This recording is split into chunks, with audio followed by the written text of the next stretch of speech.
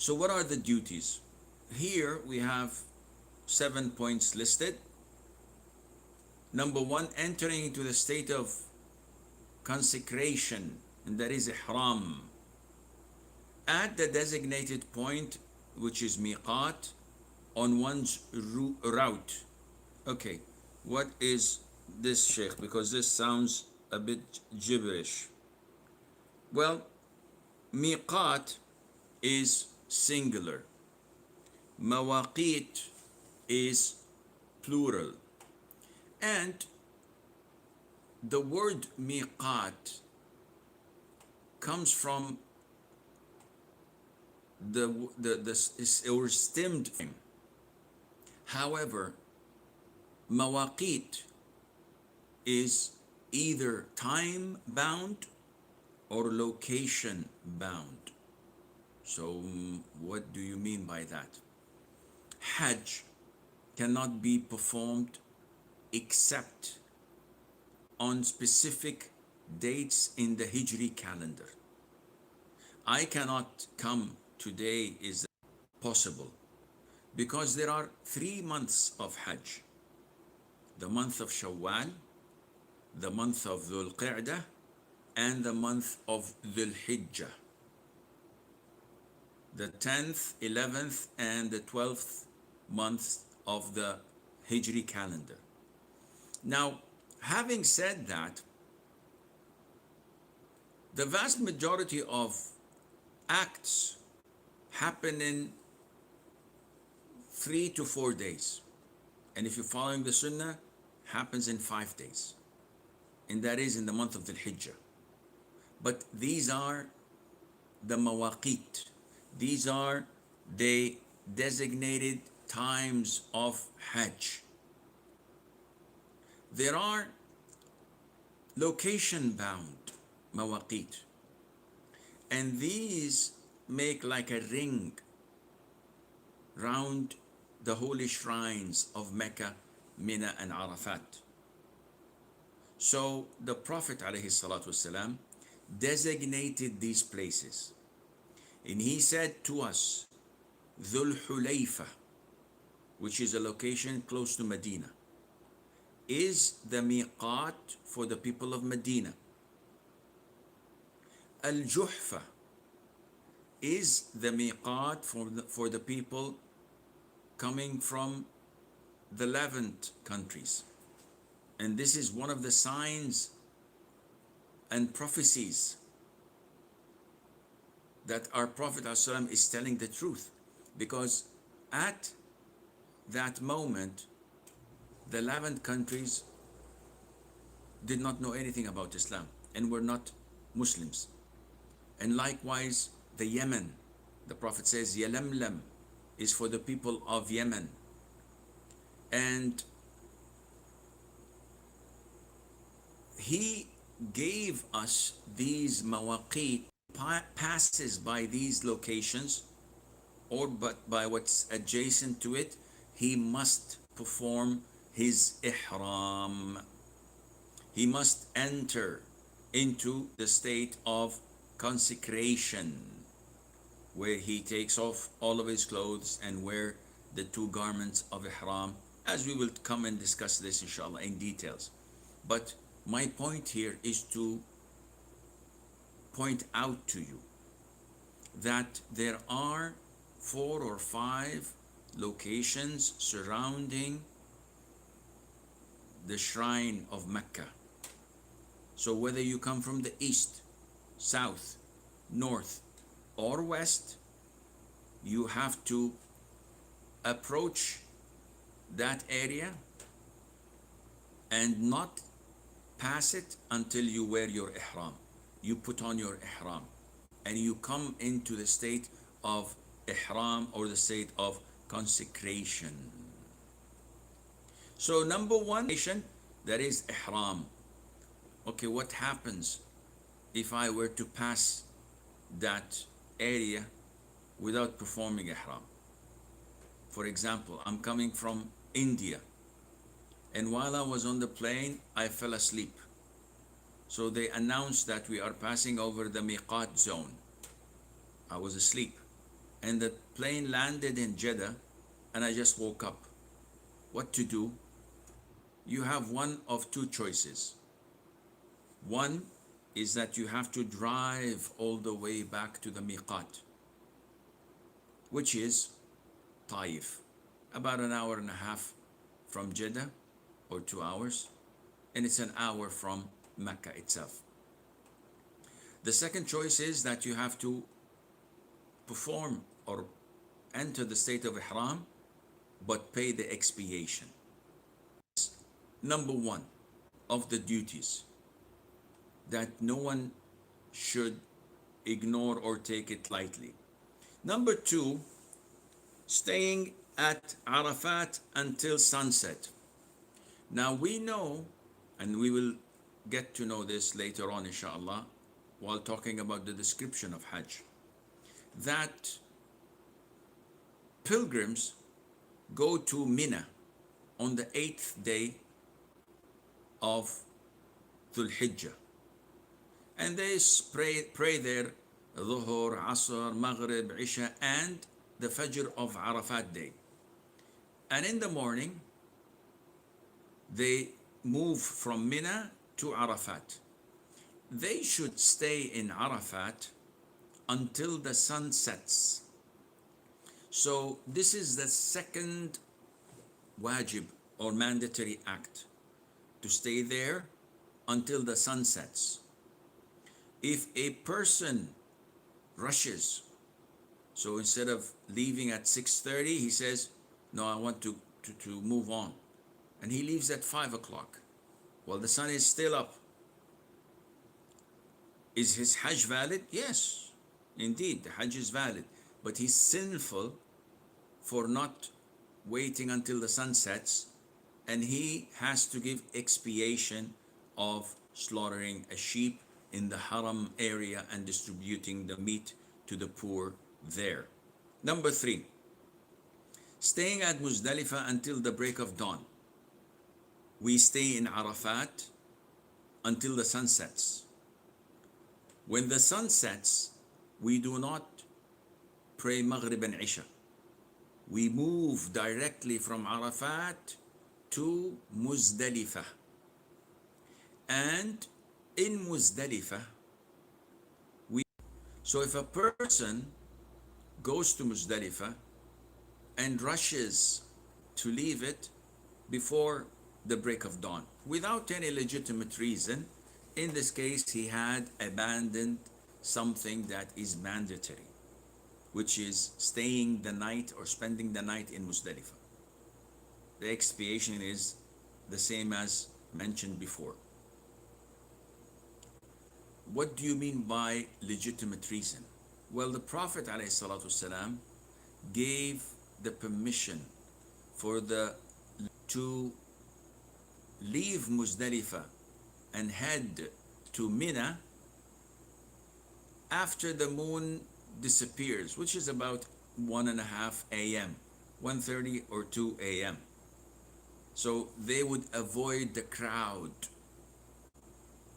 So this is permissible for them and for those who are accompanying them. Nowadays people travel by buses.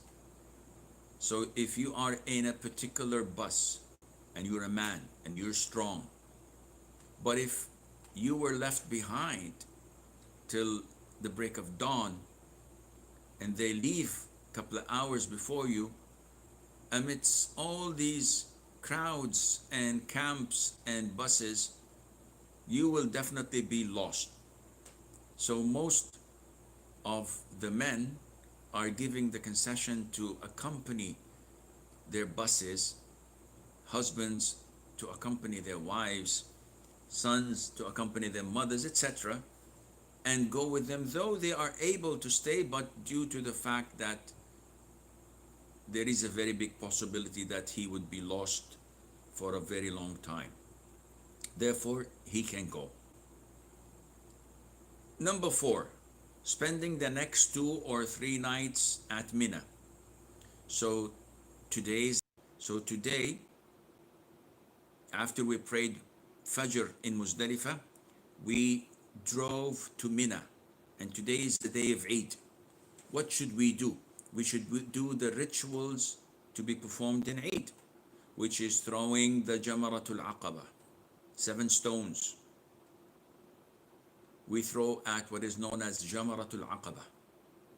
And then we slaughter our sacrifice, if we're sacrificing.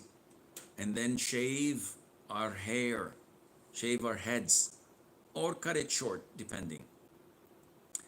And then go and make Tawaf al-Ifada and Umrah and Sa'i al-Hajj, for those who did not make Sa'i al-Hajj. So now the days of Eid, rituals have been done. What should I do? Okay, you have to spend the night in Mina. Tonight, the day of Eid, and tomorrow night, the 11th. So that when you wake up on the 12th, you have the option whether to go and conclude your Hajj or to stay and spend the 12th night till the morning of the 13th, and by this the Hajj would be over for you and you have to conclude it. And we will come to speak about this. So it's an option whether to spend the third night or not. But the mandatory thing is that you must spend 2 nights in Mina. This is mandatory. Otherwise, you have to pay expiation. You cannot leave. And this is known as spending the night of the Eid, which is actually the night of the 11th and the night of the 12th. It's mandatory. The night of the 13th, this is optional for you to spend or not, but on the day of the 13th, you will write order. So we have what is known as stoning. And the stoning on the day of Eid is done only for one jamara, which is like a pool, and it's the largest of the 3. On the second day, which is the 11th day of Dhul Hijjah, after the adhan of Dhuhr, I have to throw the small jamara, 7 pebbles, stones. Then the middle one with 7, then the big one or Jamarat al-Aqaba with 7. That's it. This is all what I do. Now the order is essential. It has to be the small, the medium, and the large. If I reverse it, this doesn't work. And it has to be with 7 pebbles, as the Prophet had done, alayhi salatu wassalam. If someone mixed them up, in this case he had abandoned something that is mandatory and he has to pay for that. Number 6, shaving one's head for men. And the shaving is to exit the state of ihram. Remember, when I reached the miqat, I took off my clothes, had a ghusl, a bath, then wore my 2 garments. I entered the state of ihram. Now, in order to exit the state of ihram, I have to shave my head, but this shaving should be after I have stoned Jamarat al-Aqaba. Once I've stoned Jamarat al-Aqaba, I shave my head, and then I can take a bath, wear new clothes, put perfume, do everything that was restricted upon me when I assumed the state of ihram. Everything becomes halal except intimacy with the missus, because this requires that I make the second tahallul, and this can be delayed few days later on, but the sunnah is to do it on the day of Eid. Number 7, the tawaf or the farewell at the end, except for women who are in their period or having postnatal bleeding. So let us go from the beginning. 8th of the Hijjah, we went to Mina, spent the day there, praying Dhuhr 2 rak'ahs, Maghrib 3, Isha two rak'ahs, but do not combine. On the ninth morning after Fajr, we go to Arafat. This is the ninth. We spend the day there until the sun sets. We pray Dhuhr and Asr combined at the time of Dhuhr, 1 o'clock. Two rak'ahs, salam, then iqamah, two rak'ahs, salam, and we've done our Dhuhr and Asr. After sunset, we move to Muzdalifah. Once we reach there, 9 o'clock, 8, 10 o'clock p.m., we pray Maghrib and Isha combined with Isha prayed two rak'ahs. We spend the night there making dhikr, sleeping, resting, because tomorrow we have a lot of things to do. After Fajr, Adhan, we pray Fajr and we remain in Muzdalifah near the Mash'ar al-Haram, remembering Allah Azza wa Jal, making dhikr until it's light, but the sun has not risen yet. And we move to Mina.